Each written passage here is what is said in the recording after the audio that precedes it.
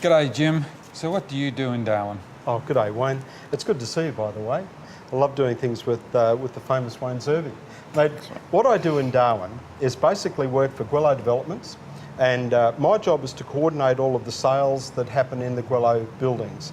So things like getting floor plans together, the price lists, and making sure all of our agents who help us sell our product in China or down south in Australia have all of the information that their buyers and investors need, and also helping all of the local people buy Gwello property as well. Now, Gwello, as we know, is one of our big developers, but how long have they been around, Jim?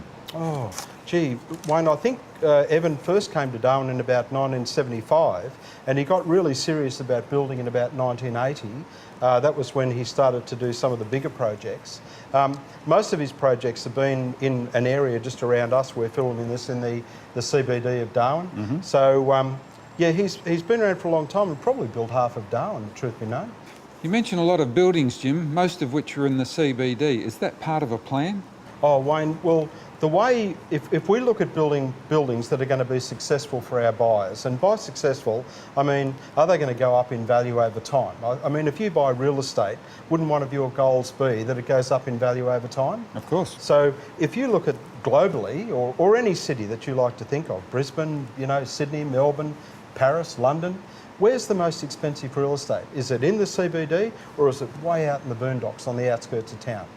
And the answer is probably CBD. Always. Always. The so CBD. It has been a plan of Evan's. If we're going to build buildings, especially in a town like Darwin, we want our customers to actually make money out of the transaction. So it has been a plan and a bit of a desire of Evan's to make the property that we build go up in value for our investors. Jim, we know Darwin is a boom town, but do people overseas and down south know exactly what's here and where we are and why we are so special?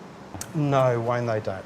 So I find, in fact, I was down south doing a seminar in Melbourne, I think it was just before Christmas, and I had to put a map of Australia up because I asked the question, where's Darwin? And someone said, is that near Cairns? And it was a bit of a shock to me, I have to tell you. So, mate, we do want to educate people on where Darwin is and where the Northern Territory is and just how great a destination it is. Because you're not just talking about Darwin now, you're talking about Darwin over the next 10, 20, 30, 40, 50 years, as you know. Yeah. Well, does that make Darwin a good investment? Well, it does, but you've got to look, if I look at investments, I look at things like infrastructure growth, I look for things like employment opportunities, I look for population growth. So whenever I'm looking as a private investor, which I am, if I'm looking for areas that are going to grow, do they have all of these things? Infrastructure, employment, population growth. And I think Darwin's got that. If you look at what's happening around Darwin now, we're filming this in 2013, and we have all of those ingredients in abundance, Wayne. Jim, over the last decade, there has been a lot of ups and downs around the world. How has Darwin property fared? Wayne, Darwin would have fared pretty well. And let me expand on that. A few ideas that I'd like to share with everyone. If you look at what's happened in the world for the last 30 years, you'd have to agree we've had a few ups and downs. We've had war in Iraq, war in Iran, you've had devalued Australian dollar, you've had the Fukushima disaster, you've had meltdowns of Asian economies, the Mayan people. Remember we were all going to... December 21. What about Y2K back in the year 2000? Remember all the planes were going to crash out of the sky and all the computers were going to crash? So all of that's happened over the last 30 years. And if you'd been an investor, and I'll give you a specific example. Do you remember those blocks of land? We had the house and land packages out in Palmerston. We were selling in 1980 for about $50,000. How well I do remember. What would they be worth today? Today, anywhere between 580, 650, something like that. So if you'd met Gwello in 1980 and bought 1, 2 or 3 of those, would you be a happy camper right now? Jim, there's every chance that I wouldn't be sitting here working, talking to you right now. Exactly that. So with all of those bad things happening, the getting back to the safety question, which I think is important for most of our interstate or overseas investors, all of those bad things have happened, and yet little Darwin with its growth in its oil and gas, with its growth in marine supply and growth in the American troops, all of those things put together have taken us on a journey where I did figures recently where Darwin's average growth with Guello property, not the bigger market, just our property, averaged 9%. Now that'll double your money every 8 years. So that's why it's gone, if any of you out there want to get a calculator, from 50 up to say 570 to 600. And that's how the figures work out. So I think that's a really good point that we've brought here, that no matter what happens in the world, Darwin seems to be this little cocoon of wealth. And it's just driven by different things than the rest of Australia, and in fact the rest of the world is driven by. So that's why I guess I'm so bullish on Darwin. So, Jim, give me 10 good reasons why Darwin is a good investment. Gosh. 10. Okay, 10. Okay, well, for a start, we are the port to Asia. So we have a massive opportunity here to, for the rest of Australia to use Darwin. We are the closest port to Asia, which geographically makes us a really good place for businesses down south to export out.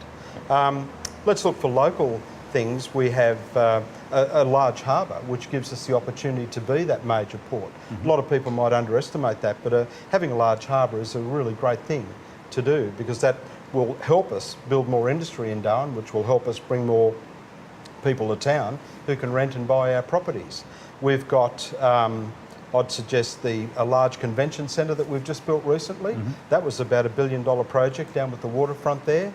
We've got a young, well-paid population driven into Darwin. We've got, we're a capital city. So that's a rare thing. If you look at a capital city anywhere else in Australia compared to a regional centre, we have both federal and local government.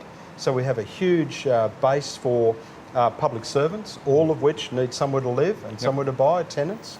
We've got a huge Navy, Army, Air Force contingent in Darwin, as we are the northern command post for Australia. So we've got to protect our asset as we grow our oil and gas industry over in the north and west of us, where pastoral industry would be another one. We've just in the process of building a $500 million meatworks out there, which will take over a lot of the live export that we've been doing through Indonesia, doing a lot of work with them to get that right, so we can get that live cattle industry back up that's acceptable to the Australian population. So that's a major part of that. So you're batting pretty well. We've got about another 3 to go, Jim. 3 to go, Wayne. Give me a hint. Well, we are the centre for government. Well, we are. As I said, that national and federal limit brings a huge amount of work. Just the federal budget last year in Darwin or in the Northern Territory for military was $1.7 billion. You've got to remember we're only 220,000 people in the Northern Territory. That's a big budget to bring in just for defence alone. Jim, we do have the military here in force with the 3 services, but there's an extension to that, isn't there? Wayne, we're really excited. Or some people are excited and some people aren't, but I'm one of the excited ones. We have Barack Obama, of course, the US president, came to Darwin last year and made an announcement that they were going to bring up to 2,500 troops rotating through the Darwin region for training. And that's already started. I think, from memory, we've got about 200 in town right now. Yes. And that'll grow to about 2,500 over the next few years. There's a massive 53-hectare site just out near the Robinson Barracks, which is not far out of Darwin, and that's being built as we currently speak. So that'll be the spearhead, I think, of a much larger situation over the next 5, 10, 15 years. Okay, 9 down, 1 to go, Jim. Oh, 1 to go. I'd suggest the mining exploration. With what's happening in Darwin, we're a major centre now for mining exploration, because Darwin is pivotal in its position for the Northwest Shelf, what they call the Browse Basin, all of that oil and gas discoveries offshore, and also a major port and a major region for bringing in, looking at what's onshore in Darwin. And that's a major industry. I think from memory there was about just over $300 million spent last year on exploration of the Northern Territory onshore, disregarding offshore. So that's a major industry for Darwin. Yeah, it's $1 million a day just about, isn't it? $1 million a day. I never thought about it like that, but it's a good way to think about it. Yeah. So when you say mining, do we mean oil and gas? Oil and gas is the one that gets all the glamour to it. It's the INPEXs, the $34 billion and that.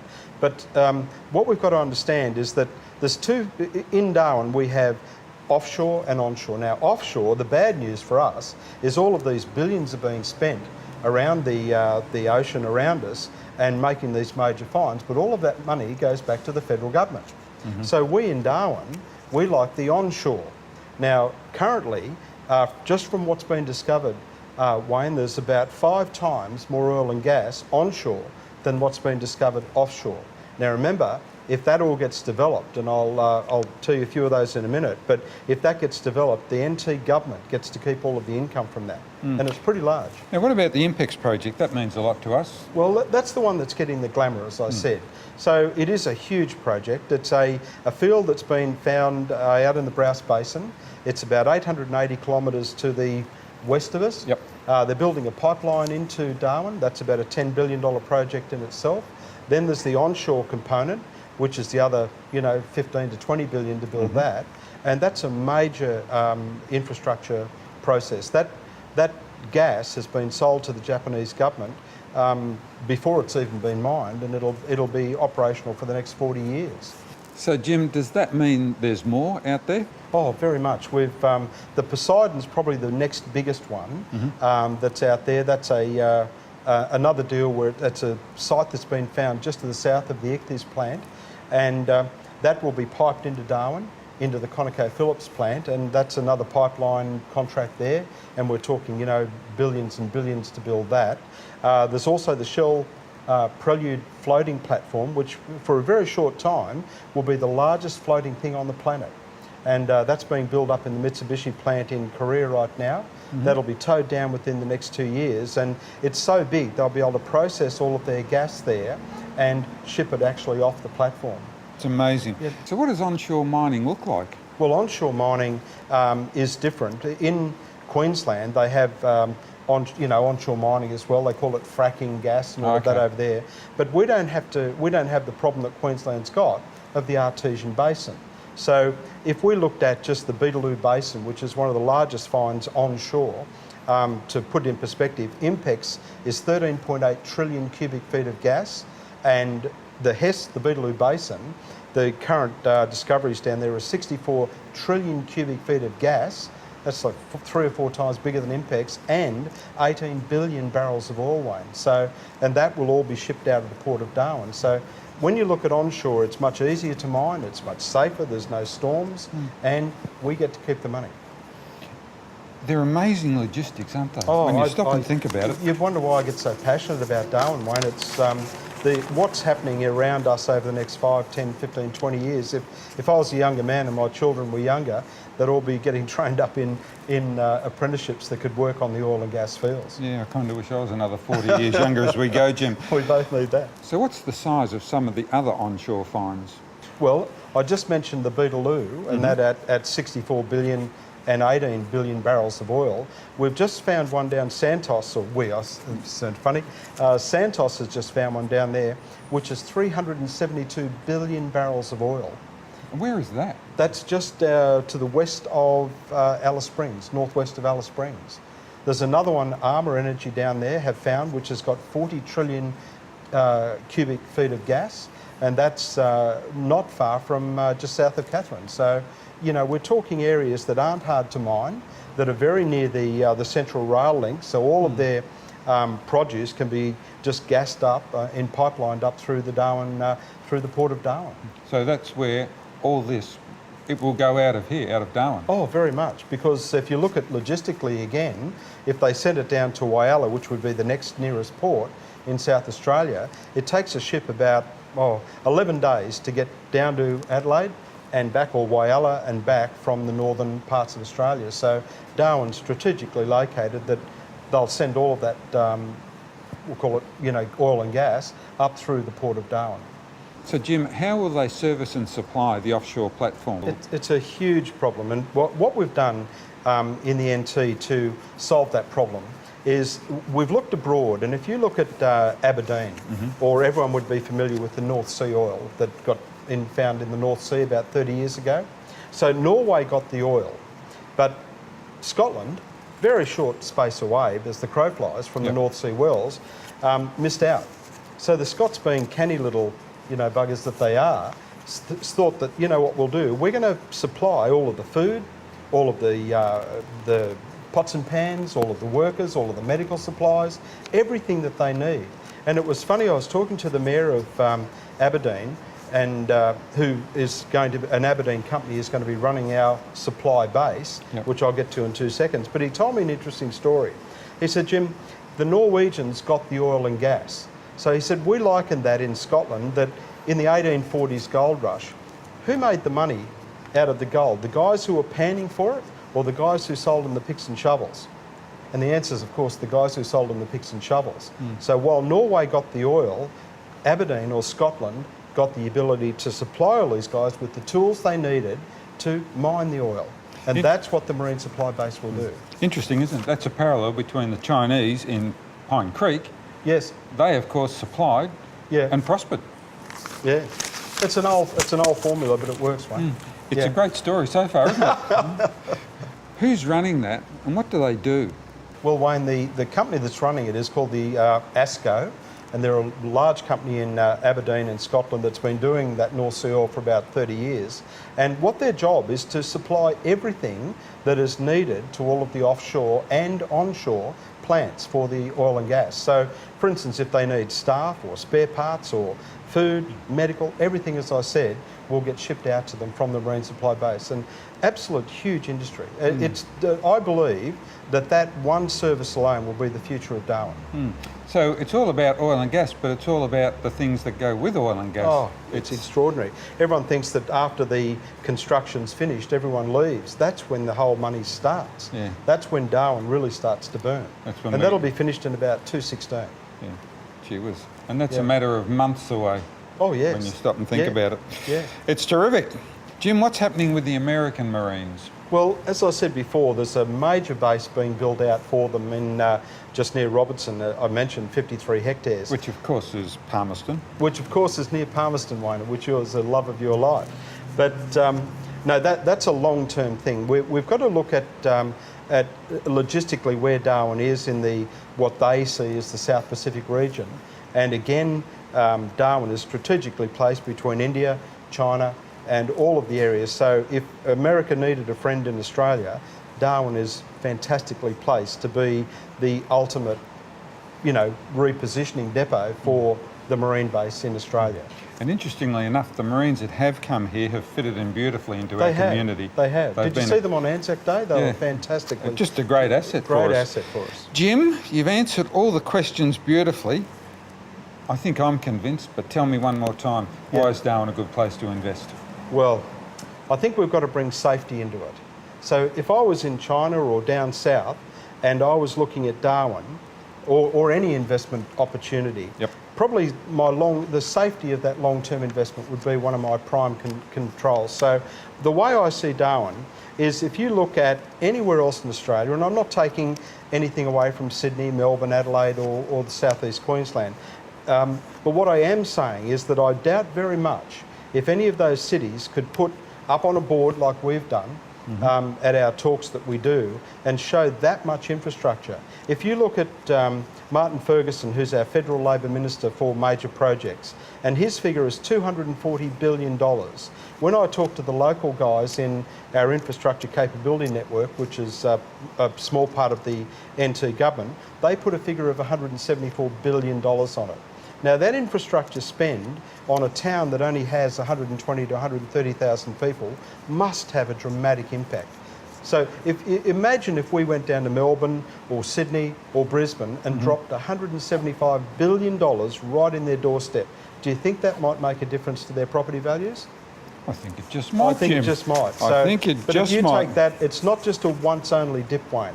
If you look at the progression of industry that's coming to Darwin, look at all of our onshore, look at all of our offshore mining, look at the marine base, look at the Marines from America. Yep. All of those things aren't happening tomorrow. They've started now, but they'll be in production here for the next 5, 10, 15 years, as you know.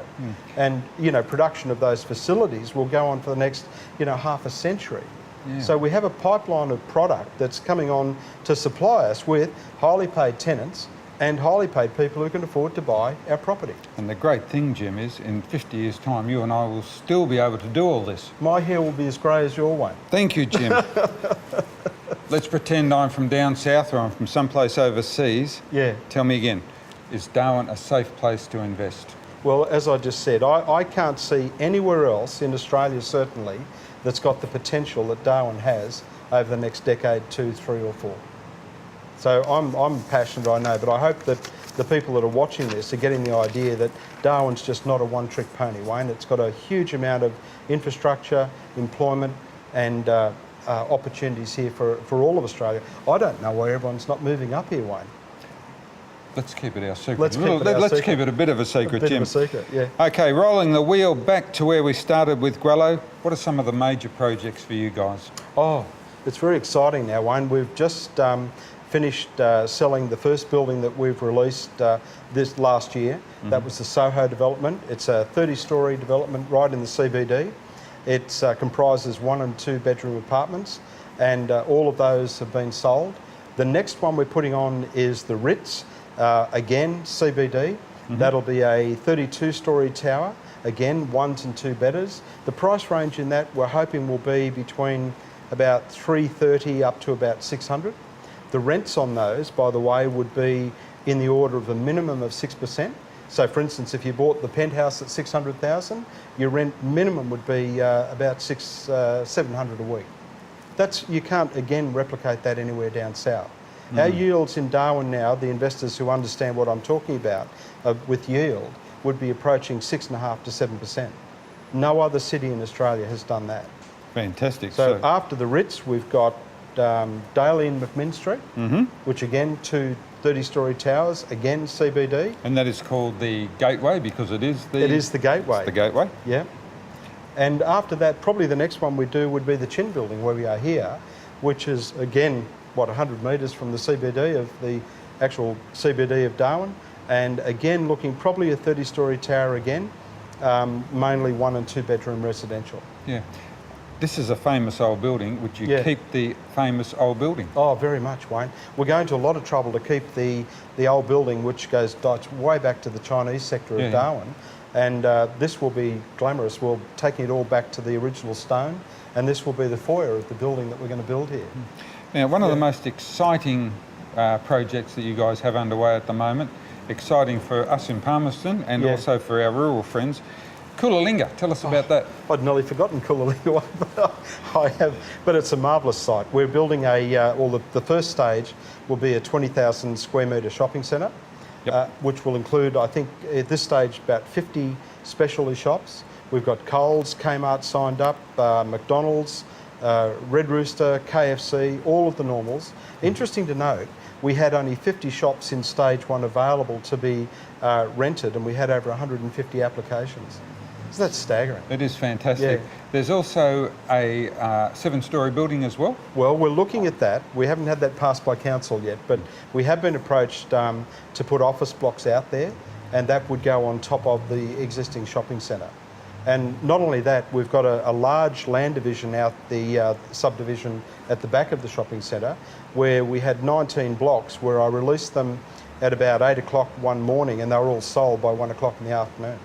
All to local builders too, which was really fantastic. Good to see. Yeah. So it would seem that over the next decade, Darwin would be a fairly safe bet if you're an investor. Would that be right, Jim? Oh, I think you're talking to the converted one, but I would have to agree with you. I just think if we look at the assets that I'm after, if I'm an investor from down south or overseas, I'd be looking at safety would be my number one bet. So if we can prove to you that Darwin is a safe bet for the growth of Darwin as coming from a regional city to a global gas and oil hub of global significance. And that's not an exaggeration. That's in government documents where they're calling us the Singapore of the future. Then if I was going to look at where are my tenants going to come from, can I resell my property in 1, 2, 5, 10 years? And we always look at 10-year cycles as a minimum as an investor. Where is my buyer going to come from? Well, we look at a burgeoning population growth. And as you know, reading the government documents as I do, we're expecting another, say, 70,000 families to move to Darwin over the next 2 decades. And it begs the question, where are they going to live? And if you want to live in the CBD of Darwin, as you and I know, Wayne, we're surrounded by water on all sides. We're like a little island. So we have what's called scarcity of product. So you can't build any more of Darwin CBD. What are we, 10 blocks long and 4 blocks wide? Sounds fantastic, Jim. The last question, where do I sign? Thanks, Jim. Thanks a lot, Wayne. Appreciate it.